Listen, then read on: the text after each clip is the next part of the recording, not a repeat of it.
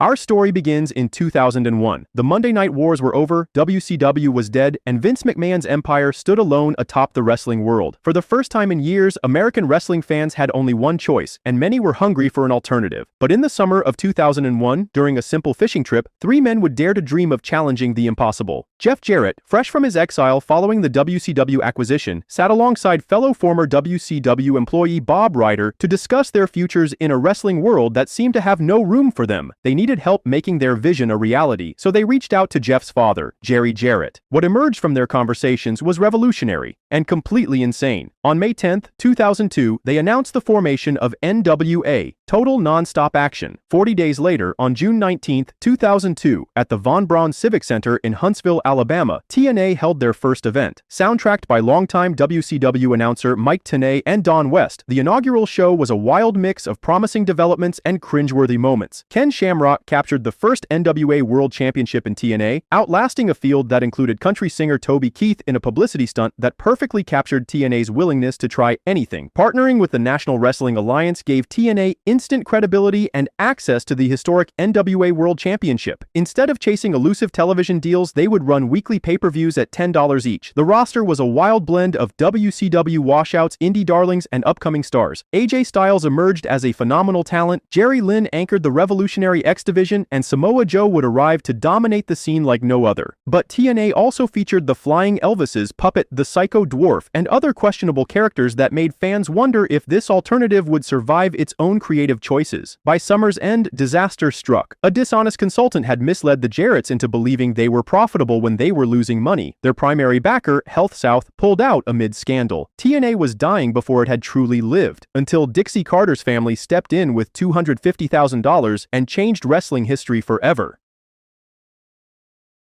By 2004, TNA had survived its first crisis, but the Jarretts knew weekly pay-per-views couldn't sustain them forever. The breakthrough came in May when they secured their first television deal with Fox Sports Net and launched a one-hour show called Impact. The company moved operations to Universal Studios in Orlando and gave birth to the legendary Impact Zone. More dramatically, they introduced professional wrestling's most controversial innovation, the six-sided ring. Impact and its six-sided ring showcased TNA's greatest strength, the X Division. AJ Styles, Christopher Daniels, Low Ki, Samoa Joe, Chris Sabin, and other high flyers delivered athletic masterpieces that left fans breathless. Meanwhile, America's Most Wanted became breakout tag team stars, and the mysterious Abyss emerged as TNA's version of Kane. But success brought new challenges. In September 2004, TNA made a crucial business decision and ended their risky weekly pay-per-view experiment after 111 shows. The final event at the Nashville Asylum marked the end of an era as they transitioned to traditional monthly pay-per-views, starting with Victory Road. However, disaster struck again in May 2005 when Fox Sports Net dropped Impact. Once more, TNA found themselves without a TV deal, forced to distribute episodes online via BitTorrent. The company that had dared to challenge WWE's monopoly was back to fighting for survival, wondering if their dream of becoming a true alternative would ever become reality. But there's always light at the end of the tunnel, and TNA was about to enter its golden days. After months of uncertainty, salvation arrived from an unexpected source. Spike TV, recently vacated by WWE after their move back to USA Network, offered TNA a lifeline. On October 1, 2005, Impact debuted on Spike, giving the company its most stable television platform yet. The episode marked a new beginning, featuring the debut of Team 3D. What followed was TNA's creative and commercial peak. The roster exploded with star power as wrestling legends saw TNA as their chance to prove they still had something left in the tank. Sting returned with renewed motivation, looking better than he had during his final WCW years. The Icon's comeback appearance at Final Resolution drew over 40,000 buys, TNA's most successful pay-per-view to date. But the real game-changer arrived in September 2006. Kurt Angle, fresh from his controversial WWE release, signed with TNA in one of wrestling's biggest coups. The Olympic hero brought legit main event credibility and immediately started feuding with Samoa Joe in what many considered a dream match. Their first encounter at Genesis 2006 drew approximately 60,000 buys, setting a new company record and proving TNA could deliver when the stakes were highest. This period belonged to what fans now call TNA's Holy Trinity: AJ Styles, Christopher Daniels, and Samoa Joe. Their three-way dance at Unbreakable 2005 received the first 5-star rating in TNA history. Joe's 18-month undefeated streak made him feel unstoppable, while Styles established himself as TNA's franchise player and became the company's first Grand Slam champion. Christian Cage arrived from WWE as another major acquisition, instantly becoming TNA's top babyface. TNA's innovation continued with the introduction of concepts that would become wrestling staples. The Ultimate X match provided a high-wire alternative to ladder matches, while the King of the Mountain match, though sometimes confusing, gave TNA a signature gimmick match. The six-sided ring remained polarizing but undeniably unique. The women's division finally received proper attention with the introduction of the Knockouts Championship in 2007. The Beautiful People added glamour and controversy. Gail Kim and Awesome Kong delivered the best women's wrestling on American television, setting a standard that wouldn't be matched for years. Behind the creative success, TNA continued expanding its footprint. The company began touring internationally, with European shows selling out and breaking attendance records. Pay-per-views ventured outside Orlando for the first time, with events in Detroit, Philadelphia, and other major markets proving TNA could draw audiences nationwide. The main event Mafia storyline in 2008 created one of most popular angles as wrestling's elder statesmen, Sting, Kurt Angle, Kevin Nash, Booker T, and Scott Steiner, banded together to hold down the younger generation. But this era also showcased TNA's greatest weakness, the inability to resist comical booking decisions. The reverse battle royals became laughingstocks, while storylines like the Voodoo-Kin Mafia's empty threats to WWE made TNA look amateurish. Creative brilliance often sat alongside questionable choices that undermined the company's credibility. As 2009 ended, TNA stood at a crossroads. They had legit stars, television stability, and international recognition. The company employed some of wrestling's best talent and had produced genuinely memorable moments. But storm clouds were gathering on the horizon as two men who had once revolutionized wrestling during WCW's peak were about to arrive in TNA, and their impact would change everything, not necessarily for the better.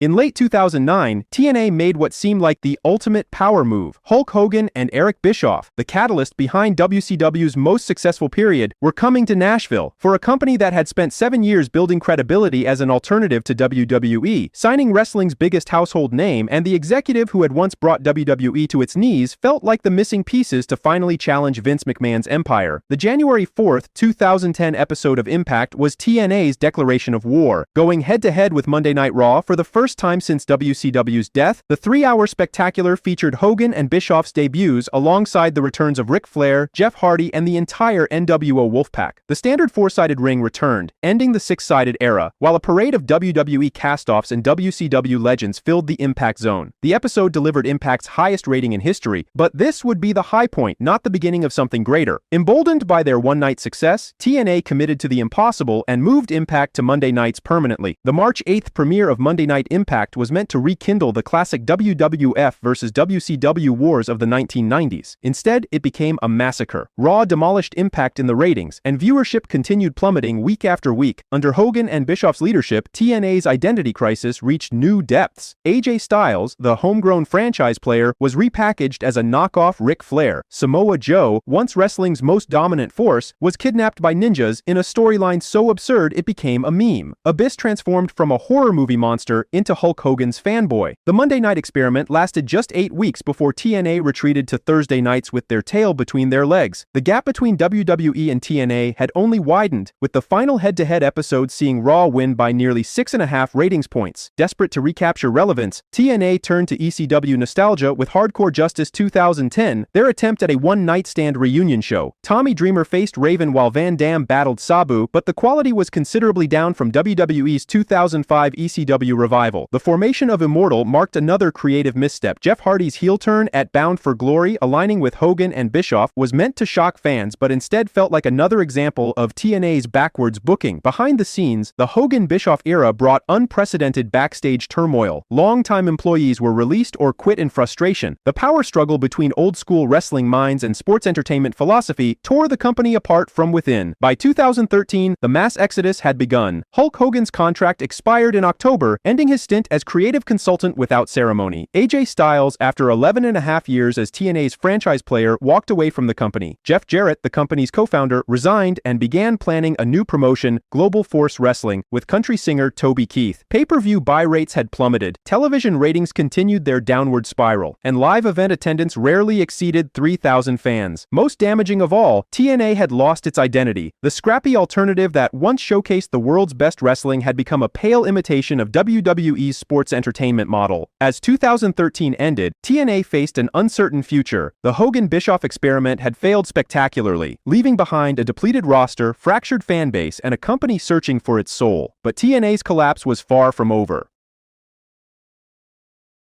By 2013, TNA was losing talent, money, and credibility at an alarming rate. The departure of AJ Styles symbolized just how far the company had fallen. Samoa Joe, tired of creative misuse, departed for NXT. Sting finally left for his long-awaited WWE debut. Christopher Daniels, Kazarian, and countless other TNA originals found the exit door. Each departure felt like another nail in the coffin of what TNA once represented. Network instability made everything worse. Spike TV canceled Impact after 9 years, forcing TNA onto the obscure Destination America. When that network dropped them after just 5 months due to poor ratings, TNA scrambled to Pop TV, a channel most fans had never heard of. Behind the scenes, financial chaos reigned. Panda Energy, after years of losses, finally pulled out. Billy Corgan's attempted buyout ended in lawsuits and bitter public feuds. Staff went unpaid for months, while Tennessee placed a tax lien on the struggling company. By 2016, TNA was on life support, until one bizarre storyline would revive the broken company from the dead.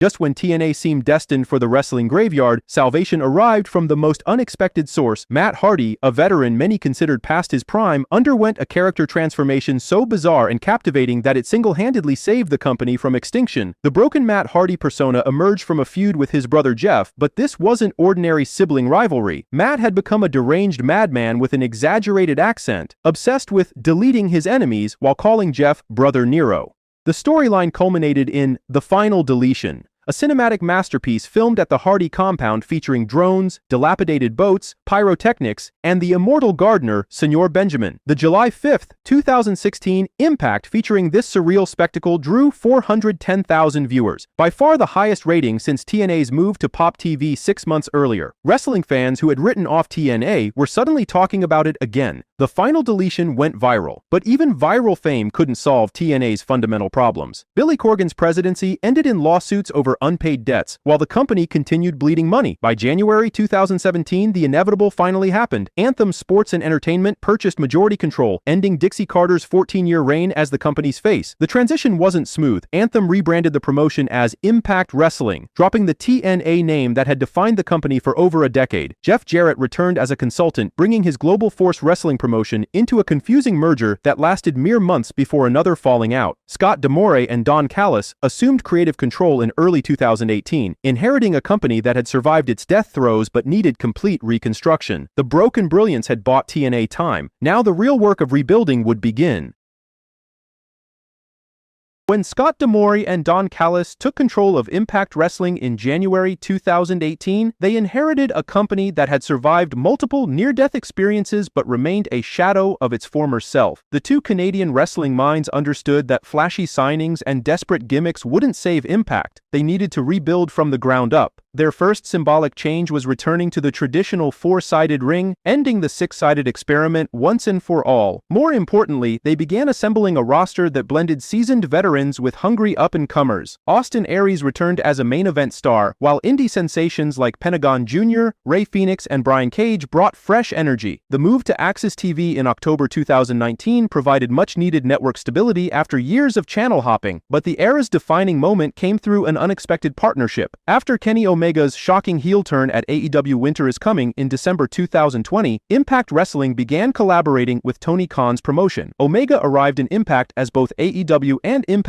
World Champion, creating the belt collector storyline that elevated both companies. Don Callis played his role as Omega's scheming advisor perfectly, while the Young Bucks and Good Brothers followed their Bullet Club leader between promotions. The company's focus on long-term storytelling and character development began paying dividends as wrestlers like Josh Josh Alexander, Jordynne Grace, and Moose emerged as genuine stars. By 2023, Impact Wrestling had achieved something many thought impossible: respectability. Critics praised the product, attendance was growing, and wrestlers wanted to work there again. The company that had nearly died multiple times was not only surviving but thriving. The stage was set for one final transformation that would bring everything full circle for TNA.